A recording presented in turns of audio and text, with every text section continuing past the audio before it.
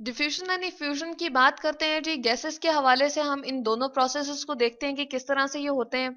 यहाँ पर जैसे कि आपको कुछ ग्रीन कलर के मॉलिक्यूल्स नजर आ रहे हैं, इनको हमने सपोज कर लिया कि लेट सपोज हमारे पास ये गैस के मॉलिक्यूल्स हैं, और यहाँ पर हमने क्या किया, इसको रूम एक कंसिडर कर लिया। अब ये क्लोज्ड रूम जो है, यहाँ पर हमने क्या किया जी, स्प्रे की बोतल को ओपन किया।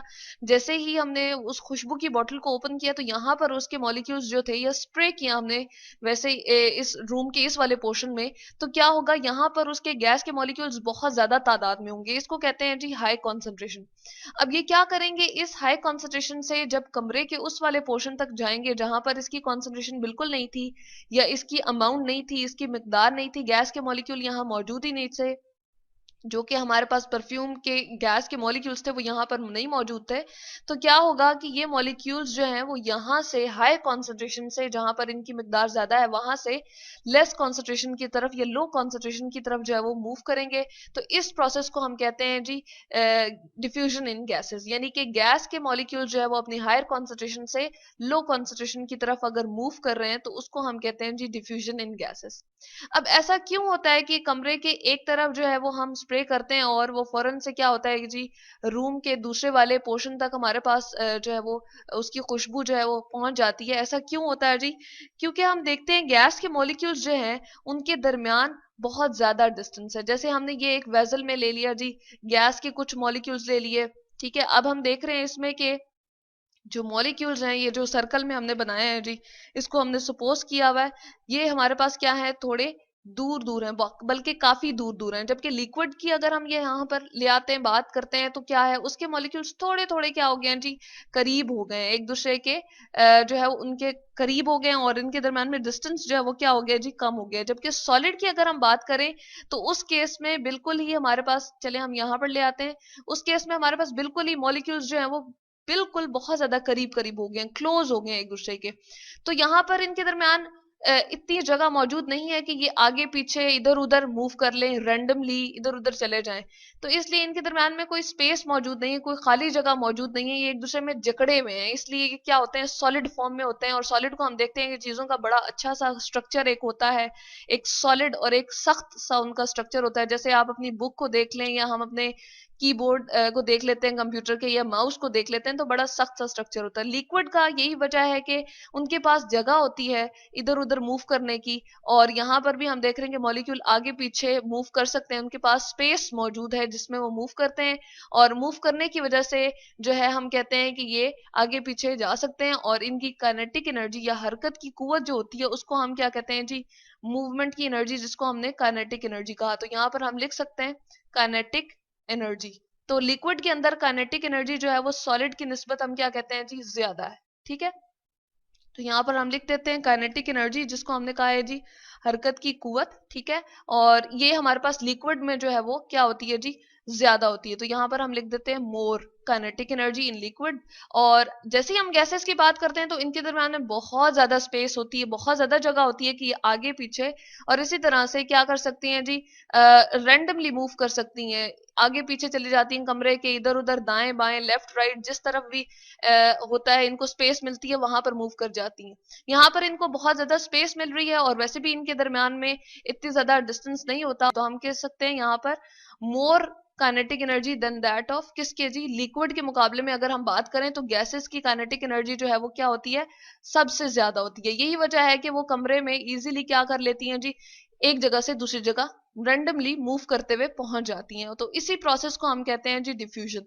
अब इसके साथ हमने लिखा हुआ जी इफ्यूजन। इफ्यूजन कैसा प्रोसेस है, उसमें भी यही होता है जी, हमारे पास गैस जो है वो हायर कॉन्सेंट्रेशन से लोअर कॉन्सेंट्रेशन की तरफ मूव करती है, जैसा कि हम इस फिगर में देख रहे हैं, लेकिन बिल्कुल ना नजर आने वाले सुराख के थ्रू मूव करती है। यानी कि यहाँ पर आपको छोटा सा सुराख नजर आ रहा है, यहाँ पर कोई आपको सुराग नहीं नजर आ रहा था, रूम के अंदर हमने कोई सुराग किया हुआ है और गैसेस जो है वो मूव कर रही हैं।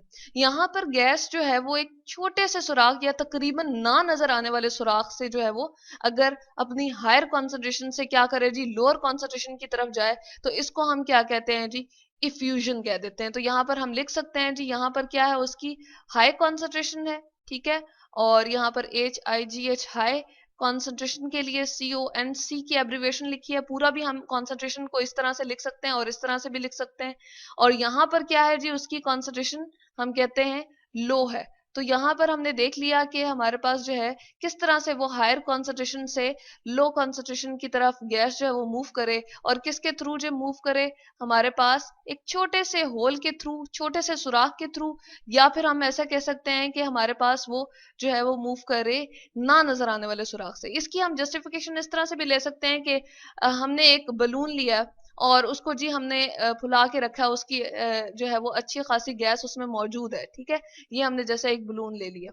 और क्या हुआ जी, अगर उसको हम सुबह उठ के देखते हैं, रात भर वो इसी तरह से अपनी इसी कंडीशन में रहा, तो सुबह उठ के हमने जब उसको देखा तो उसकी जो है वो थोड़ी सी, ये जो जिस तरह से राउंड शेप है वो थोड़ी सी चेंज हो जाती है, और वो इस हालत में अगर चला जाता है तो इसको हम कहते हैं कि ये जो है वो अपनी स्क्वीज हो गया, या हम कह सकते हैं कि श्रिंक हो गया। ये श्रिंक किस वजह से हुआ है, ये इसकी हालत ये तब्दील क्यों हुई है जी? इसमें ना नजर आने वाले सुराखों में से जो हमारे पास गैस थी, जो हमारे पास अंदर हमने इसके अंदर गैस भर के रखी हुई थी, वो क्या कर गई जी, बाहर की तरफ मूव कर गई। और इसको हम कहते हैं कि ये कौन सा प्रोसेस हो गया जी, इसमें से इफ्यूजन का प्रोसेस हो गया।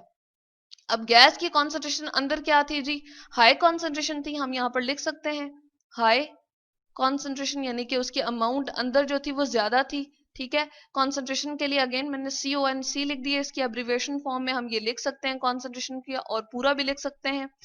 हाई कॉन्सेंट्रेशन है इसकी इनसाइड, लेकिन बाहर हम कहते हैं कि इसकी कोई मौजूदगी नहीं है, यानी कि बाहर अगर हम बात करें, जो हमारे पास गैस के अंदर गैस के गुब्बारे के अंदर जो गैस मौजूद है वो बाहर इतनी अमाउंट में नहीं है, तो अपनी हायर कॉन्सेंट्रेशन से लोअर कॉन्सेंट्रेशन की तरफ जब कमरे में मूव करती है तो क्या होता है जी, उस प्रोसेस को हम कहते हैं इफ्यूजन, क्योंकि वो ना नजर आने वाले सुराखों के थ्रू मूव कर रही होती है, उन होल्स, छोटे छोटे होल से मूव कर रही होती है जो हमें नजर नहीं आ रहे होते। तो ये है जी हमारे पास डिफ्यूजन और इफ्यूजन, यानी कि हायर कॉन्सेंट्रेशन से गैस का लो कॉन्सेंट्रेशन की तरफ मूव करना डिफ्यूजन कहलाता है, क्योंकि इनके पास काइनेटिक एनर्जी बहुत ज्यादा होती है, लिक्विड और सॉलिड के मुकाबले में स्पेसेस बहुत ज्यादा होती है, जगह बहुत ज्यादा होती है, जिसमें वो रैंडम मूव कर सकती हैं, आगे पीछे दाएं बाएं किसी तरफ भी।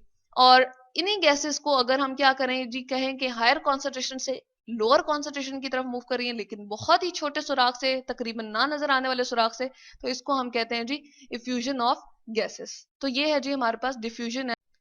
Pressure and standard atmospheric pressure की बात करते हैं जी। सबसे पहले तो हम ये जान लेते हैं कि प्रेशर होता क्या है।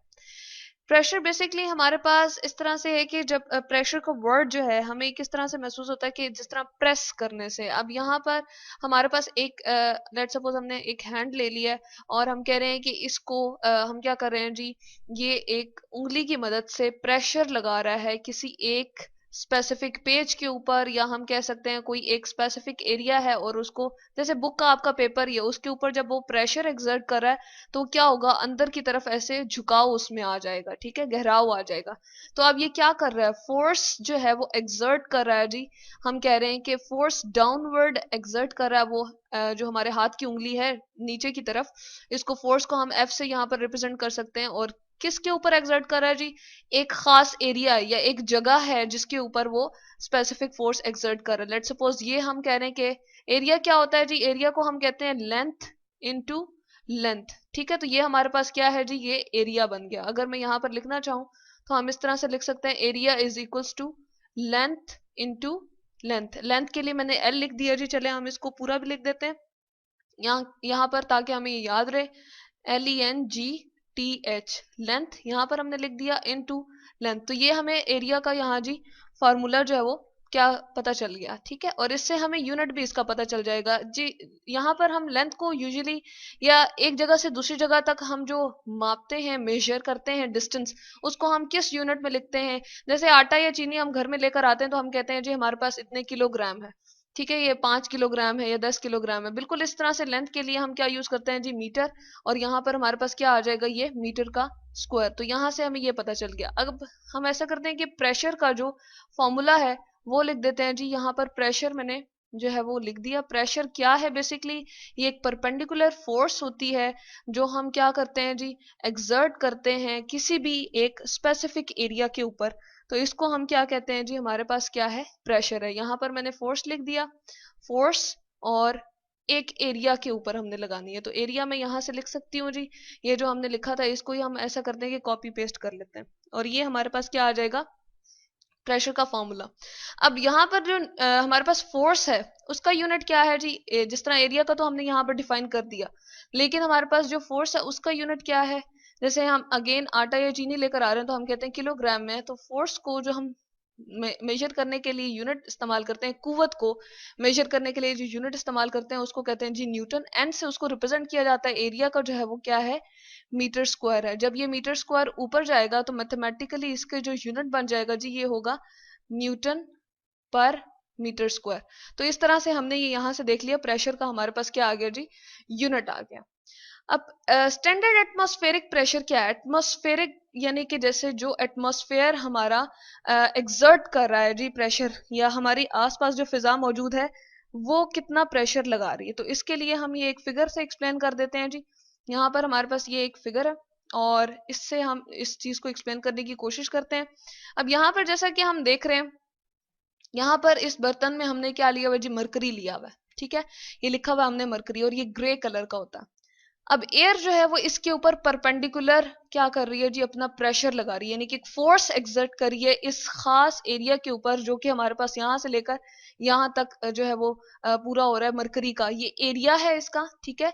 और एयर उस पर परपेंडिकुलर फोर्स यानी कि 90 डिग्री का एंगल बना रही, जैसे फोर्स ये फिंगर एक्सर्ट कर रही थी तो ये क्या एंगल बना रही थी जी, 90 का एंगल जो है वो बना रही थी, या 90 डिग्री बनाती है किसी भी एरिया के ऊपर। तो बिल्कुल उसके हम कहते हैं कि वर्टिकली उसके ऊपर एक्ट कर रही है ये एयर, और जैसी एक्ट करेगी तो पहले यहाँ पर मरकरी जो था वो हमारे पास इस टेस्ट ट्यूब के ऊपर नहीं यहाँ तक ऊंचाई तक पहुंचा, लेकिन जैसे ही वो इस पे क्या करती है जी, अपना प्रेशर एक्सर्ट करती है, अपनी फोर्स इस एरिया के ऊपर एक्सर्ट करती है, तो मरकरी जो है यहाँ पर स्केल आपको नजर आ रहा है 500, 600, 700 और 760 मिलीमीटर हमने लिखा हुआ जी, मीटर का स्मॉलर यूनिट है वो जी ऊंचाई तक पहुंच जाता है 760 तक। तो हम कहते हैं कि जिस ये लेंथ तक पहुंच गया है जी, तो इस तरह से हम कह देते हैं ये एयर का क्या है, स्टैंडर्ड एटमॉस्फेरिक प्रेशर है। तो यहां पर हम लिख सकते हैं हमारे पास क्या आ गया जी, 760, और मिलीमीटर जैसे कि मैंने कहा हमने यूनिट मेजर कर लिया था, यहाँ पर इसको हम डिफरेंट कलर से रिप्रेजेंट कर देते हैं जी।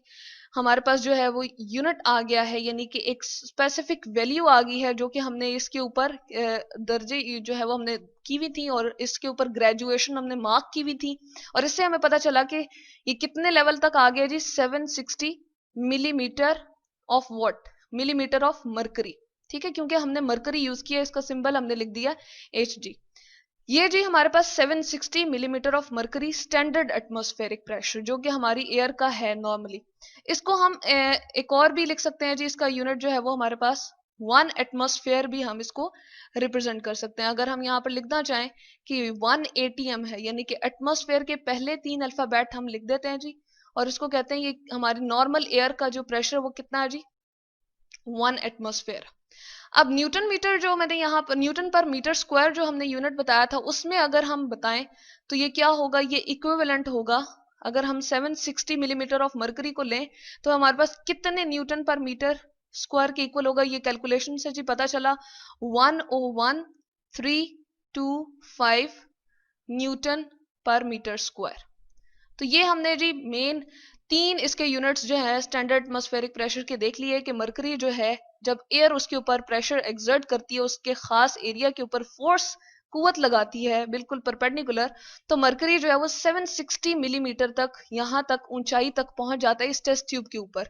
वो प्रेशर जो है वो मरकरी में ट्रांसफर होता है, और इसी तरह से वो मरकरी को जो है वो क्या करता है जी, ऊपर तक जाने में मदद देता है, यानी कि यहाँ से वो प्रेशर लगा और इस तरह से प्रेशर जाते हुए क्या होगा, मरकरी को इस ऊंचाई तक पहुंचा देगा। तो इसको हम कहते हैं ये हमारे पास क्या है जी, ये हमारे पास स्टैंडर्ड एटमॉस्फेरिक प्रेशर का यूनिट आ गया, यानी कि एक वैल्यू आ गई खास, और इसको 1 ATM भी हम कहते हैं। और इसी तरह से हम इसको अगर न्यूटन पर मीटर स्क्वायर में बताना चाहें तो ये क्या है जी, 101 यानी कि 101,325 न्यूटन पर मीटर स्क्वायर। तो ये है जी हमारे पास प्रेशर के परपेंडिकुलर फोर्स अगर हम किसी भी एरिया के ऊपर जो है वो अप्लाई करते हैं जी, जिस तरह हम ये स्पेसिफिक एरिया ले लेते हैं। अब ये फोर्स जो है हमने इसके ऊपर 90 डिग्री बनाते हुए एक्ट की है। ये एंगल जो यहाँ पर बना रही है जी, ये कितना है, यहाँ पर हम जैसा कि देख रहे हैं ये 90 डिग्री जो है वो एंगल बन रहा है। तो इसको हम कहते हैं ये परपेंडिकुलरली इसके ऊपर एक्ट कर रही है फोर्स, और एक खास एरिया ले लिया जिसका लेंथ इनटू लेंथ हमने फार्मूला ऊपर बता दिया है जी। तो ये क्या होती है जी, प्रेशर होती है। जब कोई भी फोर्स एक खास एरिया के ऊपर एक्ट करती है तो उसको हम प्रेशर कहते हैं जी। और स्टैंडर्ड एटमॉस्फेरिक प्रेशर के हमने यहाँ यूनिट बता दिए हैं, तीन बेसिकली हमारे मेन यूनिट हैं। 1 एटमॉस्फेयर, और इसी को 760 मिलीमीटर ऑफ मरकरी भी कह सकते हैं, ये दोनों इक्विवेलेंट है। और ये भी बराबर है 101325 न्यूटन पर metre square. Compressibility, mobility and density of gases की बात करते हैं जी। गैसेस की ये तीन हमारे पास प्रॉपर्टीज है, उनको डिस्कस करते हैं जी। सबसे पहले तो लिखा हुआ है कंप्रेसिबिलिटी। जैसे कंप्रेसिबिलिटी के नाम से ही हमें पता चल रहा है जी, किसी चीज को हमने क्या करना है, प्रेस करना है। ठीक है, प्रेस, प्रेस का जैसे वर्ड है तो हम किसी चीज पे प्रेशर लगाने की कोशिश कर रहे हैं। अब यहाँ पर हम देख रहे हैं जी हमारे पास जो गैस के मॉलिक्यूल्स हैं, इस वाले सिलेंडर में हम देख रहे हैं ये हमारे पास एक बर्तन है, या हम सिलेंडर कह सकते हैं इसको, गैस सिलेंडर, जिसके अंदर हमने गैस जो है वो क्या रखी हुई है जी, बंद करके रखी हुई है। और उसके ऊपर क्या रखा हुआ है जी, एक पिस्टन ऐसी चीज है जिसको, जिसकी मदद से गैस जो है वो बाहर नहीं मूव कर रही। तो अब क्या करते हैं जी, यहाँ पर हमने सिर्फ एक बाट रखा हुआ ऊपर, यानी कि एक ही वजन रखा हुआ है।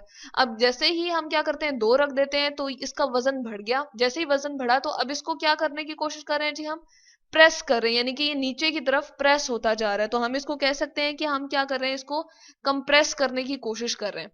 और ज्यादा वेट बढ़ा देंगे तो क्या होगा जी, हमारे पास ये और ज्यादा जो है वो कंप्रेस होती जाएगी। ऐसा क्यों हो रहा है जी, कि हमारे पास जैसे जैसे हम जो है इसमें वजन बढ़ाते जा रहे हैं, या हम पिस्टन को जो है वो उसकी मिकदार ज्यादा करते जा रहे हैं, पिस्टन के ऊपर जो वजन है उसकी मिकदार ज्यादा करते जा रहे हैं, तो हमारे पास ये जो है गैस जो है वो कंप्रेस होती जा रही है और इसके मॉलिक्यूल्स करीब करीब आ रहे हैं जी। ये जो ब्लू कलर के आपको नजर आ रहे हैं, इसको हम कह रहे हैं जी गैस के मॉलिक्यूल्स हैं, जो अब क्या हो गए, पहले बहुत दूर दूर थे और अब करीब आते जा रहे हैं। ऐसा क्या होता है जी, हम देख रहे हैं जैसे कि गैस, लिक्विड और सॉलिड के अंदर हम देख रहे हैं, सॉलिड के मॉलिक्यूल्स हम देख रहे हैं या इसके एटम्स जो है वो बहुत करीब करीब होते हैं। जैसे कि हमारे पास अगर आइस क्यूब को हम ले लें, या हमारी जो बुक है, या आपका जो कंप्यूटर का माउस है उसको देख लें, यही वजह है कि उनका एक खास स्ट्रक्चर होता है, वो बड़े सख्त होते हैं और हार्ड किस्म के होते हैं सॉलिड, क्योंकि उनके मॉलिक्यूल्स या उनके एटम जो होते हैं बहुत करीब करीब होते हैं। उनमें मूवमेंट की एबिलिटी बिल्कुल नहीं होती, क्योंकि उनके दरम्यान में खाली जगह मौजूद नहीं है या स्पेसेस मौजूद नहीं है जिसमें वो आगे पीछे मूव कर सकें। लिक्विड को अगर हम देखते हैं तो क्या होता है जी, उसके दरम्यान में थोड़ी सी ज्यादा स्पेस आ जाती है एज कंपेयर टू सॉलिड के। तो हम कह सकते हैं कि इसके अंदर हरकत की जो कुव्वत है वो ज्यादा हो गई है। और हरकत की कुव्वत को हम क्या कहते हैं जी, यहाँ पर हम लिख सकते हैं काइनेटिक एनर्जी। ठीक है, तो यहाँ पर हम लिख देते हैं हरकत की कुव्वत को जी काइनेटिक एनर्जी। ठीक है, यानी कि ऐसी कुव्वत है, मूव करने की जो कुव्वत है उसको हमने कह दिया, हरकत करने की कुव्वत को काइनेटिक एनर्जी कह दी थी। तो यहाँ पर लिक्विड के अंदर वो क्या होती है जी, ज्यादा होती है एज कम्पेयर टू सॉलिड, क्योंकि उनके दरम्यान में जगह खाली मौजूद है, स्पेस मौजूद है, जिसमें मॉलिक्यूल्स आगे पीछे to and fro motion vibrate कर सकते हैं, आगे पीछे जो है वो मूव कर सकते हैं। टू एंड फ्रो मोशन को जी वाइब्रेट करना हम कहते हैं। अब गैसेस की तरफ जैसे ही हम जाते हैं तो उनके तरफ और ज्यादा, उनके दरमियान मॉलिक्यूल्स के दरमियान डिस्टेंस ज्यादा होता है, स्पेस ज्यादा होगी, तो वो आगे पीछे और लेफ्ट और राइट जहां उनका जो है वो रैंडम मूवमेंट हो सकती है, वो जहां उनको स्पेस अवेलेबल होगी वहां ये एरोज आपको शो कर रहे हैं कि मूव कर सकती हैं। अब इनके अंदर काइनेटिक एनर्जी और भी ज्यादा हो जाती है। तो इस केस में हमें क्या पता चला, यहां से तो हमने काइनेटिक एनर्जी की बात की, लेकिन काइनेटिक एनर्जी के अलावा अगर हम बात करें जी उनकी स्पेसेस की, तो उनके दरम्यान में खाली जगह जो है वो मौजूद है, जिसमें अगर हम वजन उनके ऊपर बढ़ाएं यानी कि प्रेस उनको करें, तो मॉलिक्यूल्स जो है वो इस दरमियान वाली जगहों में जो है वो मौजूद आ सकते हैं। जैसे ये मॉलिक्यूल यहाँ मूव कर जाए, जैसे हम कहें कि ये वाला मॉलिक्यूल जो है वो यहाँ आ जाए, इसी तरह से ये वाला इसके दरमियान में आ जाए, ये जो है वो यहाँ मौजूद हो जाए, तो इनके दरमियान में जो खाली जगह मौजूद है उसमें मॉलिक्यूल जो है वो आने की कोशिश करें, और यहाँ पर हम देख रहे हैं कि कितने करीब आ गए। तो इसको हम कह सकते हैं कि कंप्रेसिबिलिटी हो जाती है उनमें, किस तरह से जी, कि हम देखते हैं कि उनके दरमियान में खाली जगह या स्पेसेस मौजूद हैं जिसमें एक मॉलिक्यूल जो है वो दूसरी जगह, दूसरी स्पेस में आराम से जो है वो प्रेस होने के बाद आ जाता है। मौजूद होता है, और हम कहते हैं कि उनकी हालत जो है वो अब तब्दील हो गई है, क्योंकि उनके दरम्यान में स्पेसेस मौजूद थी तो वो कंप्रेस हो गई हैं। मोबिलिटी की बात की, जैसे ही हमने काइनेटिक एनर्जी की बात की थी कि गैसेस के अंदर काइनेटिक एनर्जी बहुत ज्यादा है, तो वो क्या करती हैं जी, अपनी हायर कॉन्सेंट्रेशन से लोअर कॉन्सेंट्रेशन की तरफ बहुत आसानी से मूव कर जाती हैं। जैसे कि इस वाले अगर हम फिगर में देखें, हम कहते हैं कि ये हमारे पास जो है वो एक ऐसी फिगर है जिसमें हम देख रहे हैं कि एक तरफ हमारे पास ग्रीन कलर के मॉलिक्यूल्स हैं और एक तरफ जो है वो गैस की पर्पल कलर के मॉलिक्यूल्स हमने लिए हुए हैं। ये सिर्फ हमने डिफरेंशिएशन करने के लिए जी लिया हुआ है। इसको हम गैस नंबर 1 कह देते हैं और दूसरी को हम कह देते हैं जी गैस नंबर 2 है, यहाँ पर हम लिख देते हैं। अब क्या हुआ कि हमने इन दोनों को सेपरेट करके रखा हुआ था, यहाँ पर इसकी कॉन्सेंट्रेशन ज्यादा है और इस तरफ इसकी गैस नंबर 1 की कॉन्सेंट्रेशन ज्यादा है। अब गैसेस के अंदर जैसे कि हमने बताया कि काइनेटिक एनर्जी बहुत ज्यादा है, मूवमेंट बहुत ज्यादा हो सकती है, क्योंकि इनके दरमियान में खाली स्पेसेस हैं, जगहें मौजूद हैं, ऐसी उनके पास जो है वो स्पेस मौजूद है जिसमें वो आगे पीछे टू फ्रो मोशन और लेफ्ट और राइट की मोशन मूवमेंट को बहुत आसानी से कर सकती हैं। यही वजह है कि जैसे ही हमने ये कॉर्क दरमियान में से स्टॉप कॉर्क को खोला, तो क्या होगा, ग्रीन वाली गैस दूसरे वाले चैम्बर में चली जाएगी और पर्पल वाली जो है वो इस वाले में आ जाएगी। तो ये हमने कहा कि गैस नंबर 1 जो है वो गैस नंबर 2 की तरफ चली गई उस वाले चैम्बर में, और गैस नंबर 2 जो है वो अपनी हायर कॉन्सेंट्रेशन से लो कॉन्सेंट्रेशन की तरफ क्या हो गई जी, मूव कर गई। तो इसको हम कहते हैं मोबिलिटी जो है वो इनकी ज्यादा है। डेंसिटी की अगर हम बात करें, डेंसिटी का यहाँ पर जी मैं फॉर्मूला लिख देती हूँ, और डेंसिटी का हमारे पास क्या फार्मूला होता है जी, डी से हम इसको रिप्रेजेंट करते हैं नॉर्मली, लेकिन हम यहाँ पर पूरा लिख देते हैं डेंसिटी, यानी कि कितना जो हमारे पास है उसकी कसाफत क्या है, ये वो थिक कितनी है हमारे पास चीज। गैस के मॉलिक्यूल्स जो है वो दूर दूर है एक दूसरे से, उनके दरमियान में बहुत ज्यादा जगह मौजूद है। तो हम कहते हैं डेंसिटी का फॉर्मूला जो है वो मैस पर यूनिट वॉल्यूम कहते हैं जी, वॉल्यूम। ठीक है, वॉल्यूम क्या है, वो वाली स्पेस या वो वाली जगह जो गैस ऑक्यूपाई कर रही होती है उसको हम वॉल्यूम कहते हैं। जैसे एक कमरा हमने ले लिया, एक छोटा सा क्यूब ले लिया जिसके अंदर हमने गैस को रखा हुआ जी, और इसके अंदर अगर हम मेजर करते हैं कि कितनी वो जगह घेर रही है, जैसे गैस जो है वो उसके दरम्यान में बहुत ज्यादा स्पेसेस होते हैं तो वो बहुत ज्यादा जगह घेरेगी, तो उसको हम कहते हैं कि ये ज्यादा स्पेस को ऑक्यूपाई कर रही है। तो वॉल्यूम जब जो है वो ज्यादा है तो उसकी डेंसिटी क्या होगी जी, वो कम होगी। यहां पर हमने कह दिया कि ये इन दोनों का आपस में इनवर्स रिलेशनशिप है, यानी कि उल्टा रिलेशनशिप है। अगर वॉल्यूम बढ़ेगा तो ये चीज क्या हो जाएगी जी, लेस हो जाएगी। हम यहाँ पर लिख देते हैं अगर वॉल्यूम जो है वो मोर हो, यानी कि ज्यादा हो जाए, तो हमारे पास डेंसिटी कम हो जाएगी, यानी कि उसकी कसाफत हम कह सकते हैं कम हो जाएगी, यानी कि वो हमारे पास जो है वो गैस क्या होगी, वो हल्की होगी, यानी कि इतना ज्यादा जो है वो हम कह सकते हैं कि वो भारी नहीं होगी। तो इसको हम हल्का या भारी के उसमें समझ सकते हैं कि यही वजह है कि वो बहुत ज्यादा लेस वेट होती हैं, यानी कि उनके जो है मैस जो है वो क्या होता है कि हम कहते हैं जैसे ही वॉल्यूम ज्यादा है तो डेंसिटी उनकी कम हो गई है, और मास भी उनका जो है वो कम होता है, यानी कि वो हल्की होती हैं, और गैसेस इसीलिए यही वजह है कि आराम से एक जगह से दूसरी जगह मूव कर जाती हैं, उनकी डेंसिटी जो है वो क्या होती है जी, कम होती है। लेकिन अगर लिक्विड की हम बात करें तो उनके मॉलिक्यूल जो है वो थोड़े थोड़े करीब हो गए हैं, उनका वॉल्यूम जो है वो क्या होता है जी, कम हो जाता है, यानी कि वो लेस स्पेस को ऑक्यूपाई करेंगे, उनके दरमियान में जगहें जो है वो क्या हो गई है जी, कम हो गई है, यही वजह है उनका वॉल्यूम कम हो गया, तो डेंसिटी उनकी बढ़ जाएगी। यही बात अगर सॉलिड की करें तो सॉलिड की जो डेंसिटी है वो सबसे ज्यादा है, वो भारी होती है। यही वजह है कि अगर हम माउस को देखें या अपने कंप्यूटर के जो माउस है उसको देखें या बुक को देखें तो वो भारी हमें लगेंगी, जबकि गैस जो हमारे कमरे में आसपास मौजूद है वो हमें बिल्कुल महसूस नहीं होगी कि उसका कोई वजन है, कि हमें महसूस हो रहा होगा कि हाँ यहाँ पर गैस मौजूद है, वो बिल्कुल अपने वजन में बिल्कुल हल्की सी होती है। तो इसलिए हम कह सकते हैं कि सॉलिड का अगर हम गैस से कंपैरिजन करें तो सॉलिड की जो डेंसिटी होती है वो 1000 टाइम्स ज्यादा होती है। 1000 टाइम्स यहाँ पर हम कह सकते हैं डेंसर होती हैं, वो डेंस होती हैं, यानी कि उनकी कसाफत जो है वो ज्यादा होती है, या हम कह सकती हैं वो ऐसा महसूस होता है वजन में जो है वो ज्यादा है। तो ये हमने देखा जी कंप्रेसिबिलिटी, मोबिलिटी और डेंसिटी ऑफ गैसेस को, कि अगर हम कंप्रेस करना चाहें गैस के मॉलिक्यूल्स को तो वो इजीली हो सकता है क्योंकि उनके दरम्यान में खाली जगह मौजूद है, और मॉलिक्यूल्स जो है वो शिफ्ट हो जाते हैं उन स्पेसेस में जो कि उनके दरम्यान में पहले से मौजूद थी। जैसे जैसे हम उनका वजन उनके ऊपर जो है वो पिस्टन ये जो हमने रखा हुआ था उसको हम क्या करते जाएंगे, कंप्रेस करते जाएंगे, उनके ऊपर प्रेशर लगाते जाएंगे तो वो कंप्रेस हो जाएंगी। और अगर हम मोबिलिटी की बात करें तो उनके अंदर काइनेटिक एनर्जी चूंकि बहुत ज्यादा है, सॉलिड और लिक्विड के मुकाबले से भी बहुत ज्यादा है काइनेटिक एनर्जी हरकत करने की कुव्वत, तो इसलिए वो आसानी से मूव कर जाती हैं। और डेंसिटी की बात करें तो इनकी डेंसिटी सबसे कम है, यानी कि वजन में ये बहुत हल्की है, भारी नहीं है। जबकि सॉलिड को देखें तो वो 1000 टाइम्स डेंसर है, क्योंकि वो लेस वॉल्यूम को ऑक्यूपाई करते हैं। उनकी जो है खास किस्म की शेप होती है, जबकि हमारे पास जो गैसेस होती हैं वो पूरे के पूरे कमरे को जो है वो ऑक्यूपाई कर लेती हैं, ज्यादा जगह को घेरती हैं, इसलिए वॉल्यूम ज्यादा होता है, तो उनकी डेंसिटी जो है वो कम होती है। तो